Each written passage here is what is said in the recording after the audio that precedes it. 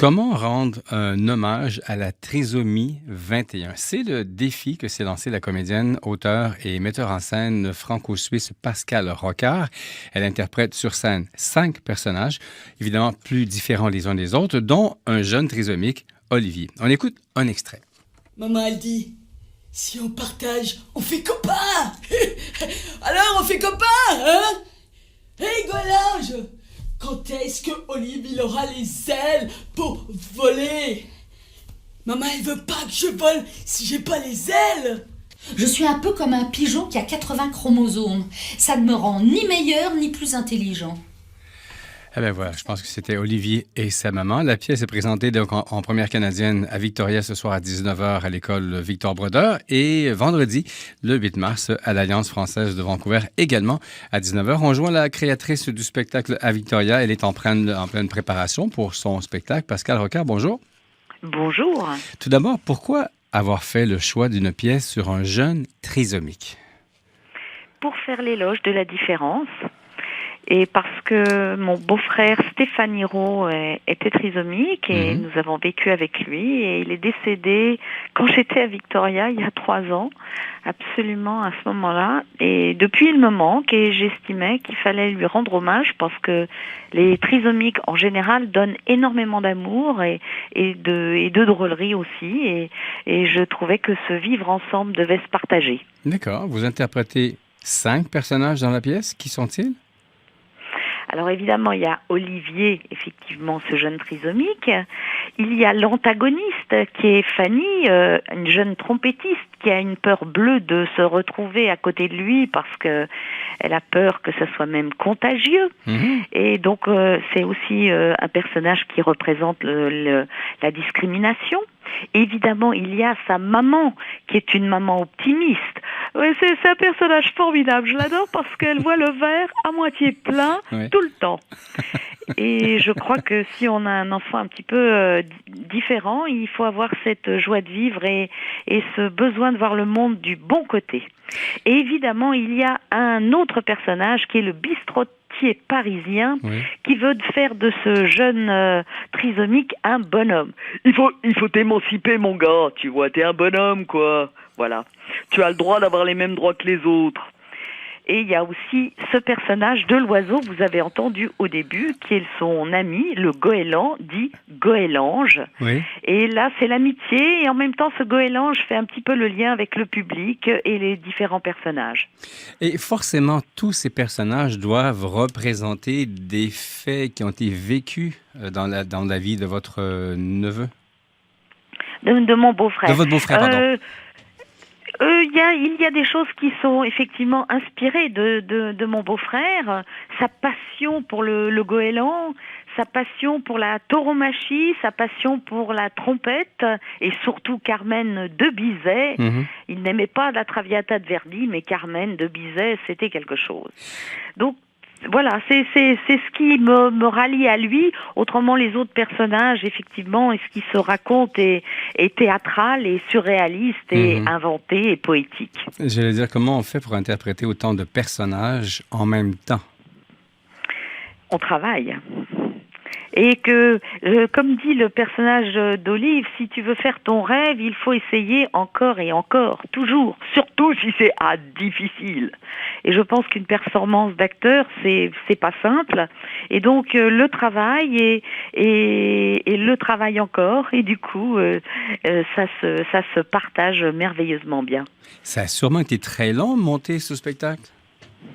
J'ai mis 1 année et demie entre l'écriture, la production et puis la finalité, c'est-à-dire enregistrer les musiques, les adapter, le visuel, la vidéo, tout ça effectivement et mettre en scène puisque je mets aussi en scène ce spectacle, ça met 1 an et demi. Comment on interprète un personnage trisomique mais sans tomber dans la caricature? Il n'y a que l'amour et la sincérité qui fait qu'on ne va pas dans... Si vous êtes dans la caricature, c'est que vous jouez. Et donc, c'est un petit peu fake, je dirais. Tandis que là, c'est la sincérité qui m'habite de partager ce qui était, ce que sont un petit peu les trisomiques. Et du coup, ça donne envie de les prendre dans les bras. Et c'est ça qui est important. Donc, on n'est plus dans la caricature, on est dans la générosité. Vous utilisez différents accessoires et des serre-têtes pour différencier les personnages. Comment vous est venue l'idée? Des petits chapeaux volants. Oui. Parce que le personnage principal porte un chapeau de travaux. Vous savez, ces cônes qu'on voit sur la route. Les cônes oranges. Parce que la mère, évidemment, veut que tout le monde soit attentif à son enfant et qu'on y prenne garde. C'est un peu cette idée de porter attention à l'autre. Et du coup, j'ai eu envie de réduire tous les chapeaux de mes personnages et faire que ce soit léger. On est dans la légèreté. C'est au-dessus de la tête. Tout est... On vole. Un peu comme le goélange. Quel est le message de la pièce? Partageons ce vivre ensemble et que chacun, d'un côté comme de l'autre, nous avons à prendre et à partager cet amour et avoir un regard un petit peu plus merveilleux sur le monde, comme ils l'ont, eux, profondément. Ils sont directs, sans hypocrisie, avec une tendresse infinie, et c'est ça que j'ai envie de partager et que les autres vont recevoir d'eux. Comment est-ce que votre regard à vous sur la trisomie 21 a changé au fil des ans?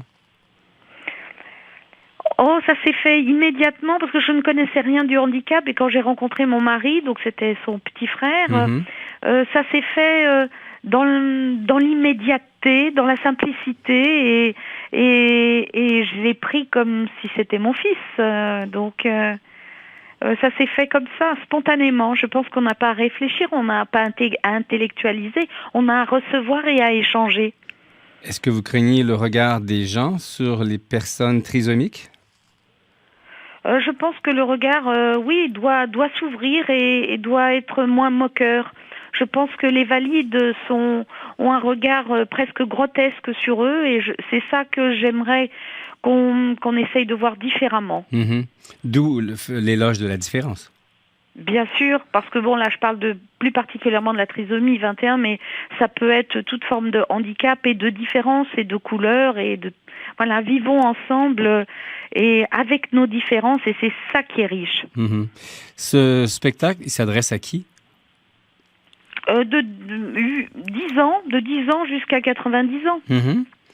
Ça a déjà été joué en Europe. Quelle a été la réception du public depuis la première qui était au mois de janvier? Magnifique, magnifique. On a rempli les salles et surtout, il y a eu beaucoup de retours extrêmement touchés. En même temps, on rit beaucoup, parce qu'on rit avec les trisomiques, puis il faut oser rire. On n'est pas moqués, on rit ensemble. Mais il y a beaucoup d'amour, donc il y a beaucoup, on est ému. Il y a beaucoup, on est entre larmes et rire, et le public est venu me voir après, les parents de trisomiques aussi, en me remerciant. C'est très fort, très fort. Le retour est très fort, et depuis, il y a déjà des théâtres qui m'ont contacté, des écoles qui veulent le voir. J'ai fait deux scolaires aussi. Ça, c'était formidable. Parce qu'il y avait un débat avec les jeunes après, et j'ai trouvé les jeunes adolescents très ouverts, très attentifs, très sensibles. Vous dites que votre beau-frère, il est mort à Victoria, au Canada? Non, j'étais moi à Victoria en train de montrer le spectacle du voyage d'Eugénie et Stéphane est décédé quand j'étais absente. Ah, d'accord. Est-ce que bon, j'étais là, quoi, c'est étonnant. Le public est-il différent en Europe ou en Amérique du Nord? Non, je ne crois pas. J'ai pas cette sensation. Bon, je suis venue qu'une fois pour un spectacle dans la francophonie des Amériques, aussi bien en Amérique qu'au Canada. Oui.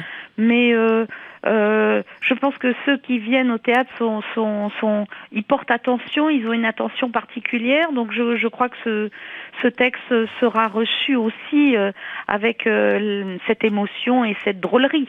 Vous avez des attentes par rapport à cette première au Canada ce soir? Des attentes, non, peut-être du trac, oui, parce qu'on est toujours un petit peu traqueur, un petit peu au départ, mais je suis dans la confiance et je m'entends tellement bien aussi avec mon scénographe qui est avec moi, Gilles Vissot, qui a fait donc les décors et la lumière.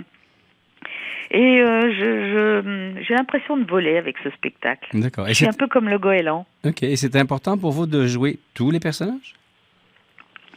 Ça, c'est l'actrice que je suis qui a envie de se faire plaisir. Mhm. Donc, comme je suis mon propre auteur, c'est sûr que j'aurais pu écrire, j'aurais pu donner le rôle à plusieurs personnes, mais quand on commence à voyager, le spectacle deviendrait très cher si on était 5 sur scène. Mhm, oui. Mais en même temps, ça, c'est une bonne excuse. C'est parce que la comédienne a envie de s'amuser, de passer de l'un à l'autre et d'en faire une performance artistique aussi. Pascale Rocard, donc comédienne, auteur, metteur en scène en spectacle pour cette nouvelle création Chromosome Plus. Ce soir à 19h, c'était l'école Victor Brodeur de Victoria. Et aussi vendredi 8 mars, c'est à l'Alliance française de Vancouver, également à 19h. Merci infiniment de nous avoir parlé. Merci beaucoup et bonne journée. Au revoir, merci. Au revoir.